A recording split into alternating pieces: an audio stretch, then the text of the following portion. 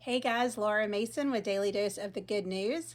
And I hope you're having a great weekend so far. Before we get into Luke 19, which is what we're going to talk about today, I just want to remind everyone to make sure you're intentional about going to church tomorrow.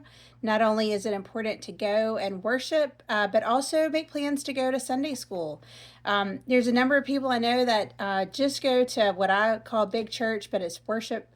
And if you're not engaged in a Sunday school class or a small group, you are missing so much good um, discussions and information. And there's just so much you can get out of a conversation with other people.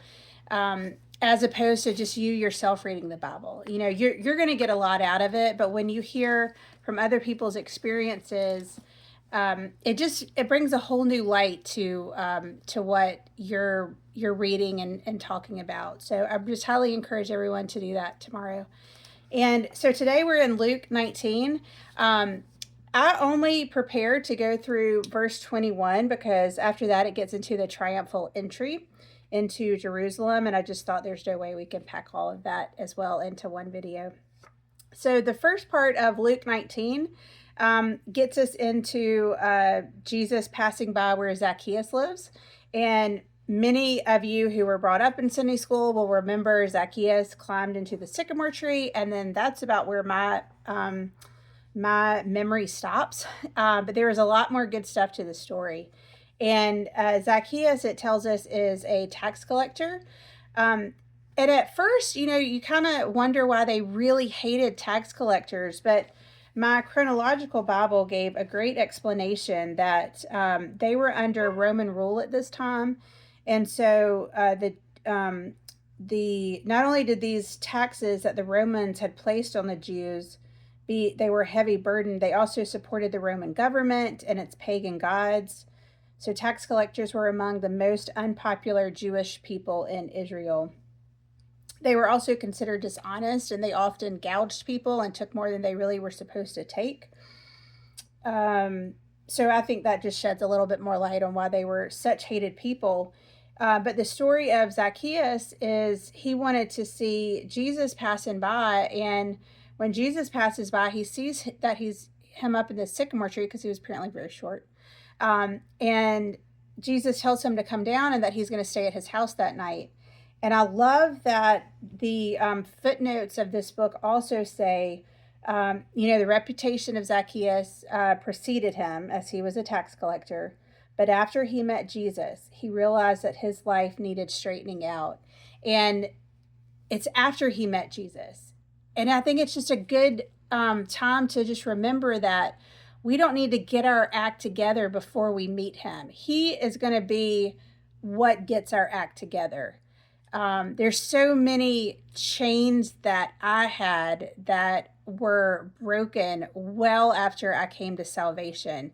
And it was a process and it took time. So just remember, you don't have to have all your ducks in a row to go to church or to do anything. We have to remember, and those of us who are already in church have to remember just to be accepting of everyone because Jesus accepted everyone. So that's part of our cross to bear as well, is helping those who have not come to Jesus or who considering it, and make them feel welcome, just as our Savior did for us. And the next, well, actually, I know there was some stuff in this book about Zacchaeus. Oh, the one thing I liked is it said the attitude of concern for others and for right that Zacchaeus had after he met Jesus was outward evidence that salvation had come to Jesus. So this is also another great time for self-reflection. If you can reflect on your life and you're not seeing, think about what other people see when they look at your life. Are they seeing outward evidence that you are saved? And if there's not evidence that you are a Christian, there's just some work for you probably to do. We want our lives to be a representation of what Christ has done in them.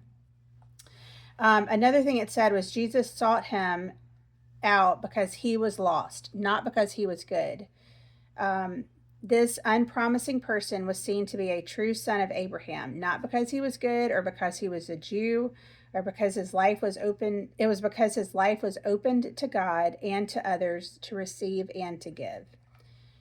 So I thought that was great. It said, Jesus accepted an unacceptable man and won him to a new way of life. And for those of you who have not come to God in salvation, it truly is a new way of life. It's like taking off dirty glasses or something, or putting on new glasses and being able to see bright colors and in a whole new different way, this world that we live in. And